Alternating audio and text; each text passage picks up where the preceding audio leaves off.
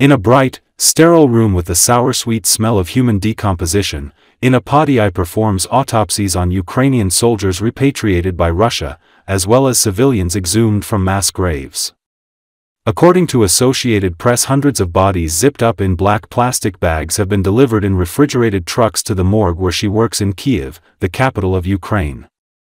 Those who died in battle are still wearing military fatigues and often have obvious external wounds.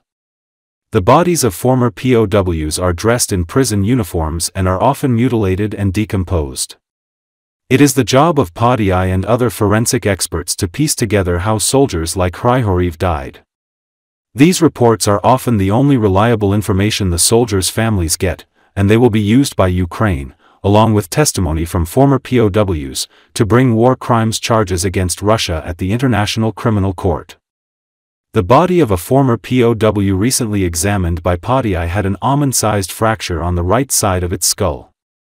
That suggested the soldier was struck by a blunt object, a blow potentially strong enough to have killed him instantly, or shortly after, she said. These injuries may not always be the direct cause of death, Padei said, but they clearly indicate the use of force and torture against the servicemen. Earlier this year, Amnesty International documented widespread torture of Ukrainian POWs in Russia. Its report was especially critical of Russia's secrecy regarding the whereabouts and condition of POWs, saying it refused to grant rights groups or health workers access to its prisons, leaving families in the dark for months or years about their loved ones. Of the roughly 4,000 POWs Russia has repatriated to Ukraine, at least 206 died in captivity, including more than 50 when an explosion ripped through a Russian-controlled prison barracks, according to the Ukrainian government. An additional 245 Ukrainian POWs were killed by Russian soldiers on the battlefield, according to Ukrainian prosecutors. The toll of dead POWs is expected to rise as more bodies are returned and identified, but forensic experts face significant challenges in determining causes of death. In some cases, internal organs are missing. Other times, it appears as if bruises or injuries have been hidden or removed. Ukrainian officials believe the mutilation of bodies is an effort by Russia to conceal the true causes of death. Extreme decomposition is another obstacle, officials say. They hold the bodies until they reach a state where nothing can be determined, said Petro Yatsenko, a spokesperson for the Ukrainian government agency in charge of POW affairs. Ukrainian President Volodymyr Zelenski has said the prompt exchange of POWs must be part of any ceasefire agreement, along with the return of thousands of Ukrainian civilians, including children forcibly deported to Russia. The Associated Press interviewed relatives of 21 Ukrainian POWs who died in captivity. Autopsies performed in Ukraine found that 5 of these POWs died of heart failure, including soldiers who were 22, 39, and 43. 4 others died from tuberculosis or pneumonia, and 3 others perished, respectively, from an infection, asphyxia, and a blunt force head wound. Padei said cases like these, and others she has seen, are red flags, suggesting that physical abuse and untreated injuries and illness likely contributed to many soldiers' deaths. Under normal or humane conditions, these would not have been fatal, Padei said. In one autopsy report, coroners said an individual had been electrocuted and beaten just days before dying of heart failure and extreme emaciation. Other autopsies noted that bodies showed signs of gangrene or untreated infections. Everything the returned prisoners describe. We see the same on the bodies, Padei said. A 2024 UN report found that 95% of released Ukrainian POWs had endured systematic torture. Prisoners described beatings, electric shocks, suffocation, sexual violence, prolonged stress positions, mock executions, and sleep deprivation. This conduct could not be more unlawful, said Danielle Bell, the UN's top human rights monitor in Ukraine. The report also said some Russian POWs were mistreated by Ukrainian forces during their initial capture, including beatings, threats, and electric shocks. But the abuse stopped once Russian POWs were moved to official Ukrainian detention centers, the report said.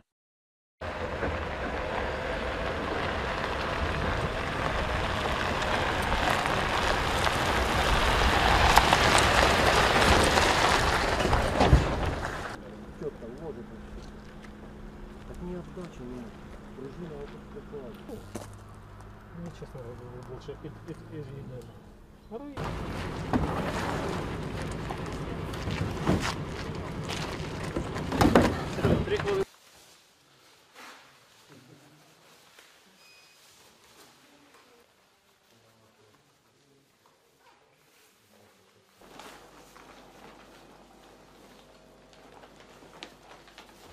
овальної форми рана.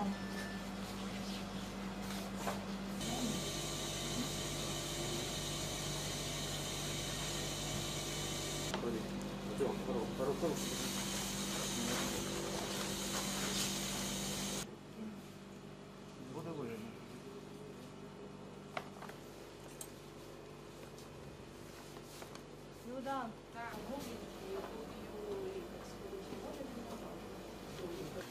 На правій тім'яній кістці виявляється дирчастий перелом, можна сказати, ідеальної форми в вигляді видовженого овалу з заокругленими кінцями перелому і відносно рівними власне краями переломів, що може свідчити про утворення його не від металевого осколку, а, наприклад, від дії тупого предмету з обмеженою контактною поверхнею, що нам підтвердить або не підтвердить додаткове лабораторне дослідження, а саме судово-криміналістичне дослідження.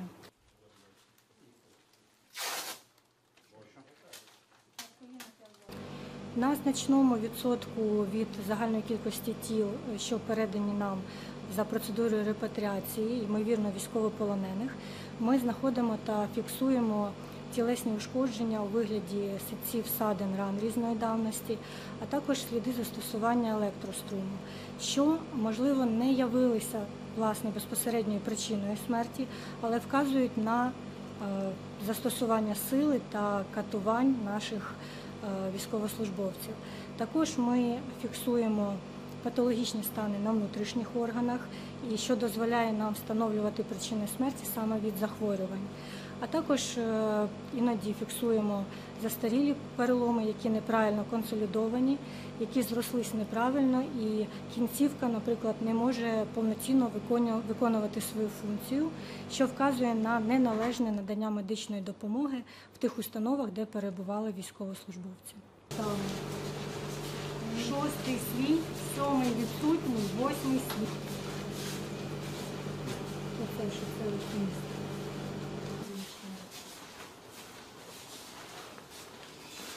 Максимально. І плюс, враховуючи там стан здоров'я. Але всі, хто займається розшуком, пошуком зниклих безвісті, всі моніторять. Результати такі вже сказали. Зараз дивимося, що ця людина досі в розшуку. Нам, можливо, дадуть більше інформації. Це добре, що ви їх... у переліку наших громадських об'єднань і груп, хто до нас звертає. На жаль, вже виявляємо непоодинокі факти, коли, маючи доказ, що він в полоні, в подальшому ми отримуємо тіло по репатріації, проводиться процедура ідентифікації і з'ясовується, що це саме той військовослужбовець наш український, який мав підтвердження перебування в полоні. Тобто за період перебування там або він зазнавав насильства, його позбавили життя умисно, або умови, в яких він перебував, це пов'язано там з наданням лікування, з відповідним харчуванням, там температурний режим і так далі, призвели до того, що він загинув. Відомо про обставини її смерті, чи це на межах вашої компанії? I've been visiting places of detention for 24 years, interviewing people who have been so my team is carrying out this meticulous documentation. Not depressed. Keeping the message out there. I mean, it's our we need to raise the voice, not to forget people. We assessed the torture of Ukrainian POWs to be widespread and systematic for a number of reasons. It occurs across facilities, it occurs across geographic areas, and it's attributed to multiple actors within the Russian Federation, so it's occurring across services. The torture and ill treatment that we've documented is simply horrific. Shout for it, that's fantastic. Yeah, but it will be more like a follow-up on the topic and follow-up. It's a grave breach of the Geneva Convention, specifically the third convention, which gives rights and protections to prisoners of war. It also sets out the protections for conditions of detention, communications with family, provisions for health care, amongst other provisions that are very clearly detailed in the Geneva Conventions. At the same time, it's a violation of international human rights law and international criminal law. So this conduct could not be more unlawful. For the captives. Yes. You need someone doing this role. It's better that someone is here doing this job. Okay. So I mentioned the 12,800, right? So 12,800 messages. If I asked you everything that What story is our dialogue with the authorities, which we're only able to have on both sides because of our neutrality and our confidential approach, is always ongoing every day. My colleagues here in Kiev, from my colleagues in Moscow, and from my colleagues who are in different parts of the world, based in countries that also have relationships and dialogue with Russia and Ukraine. So where we feel the limits of the power of persuasion, we can only knock on a door, we can't knock it down, you know.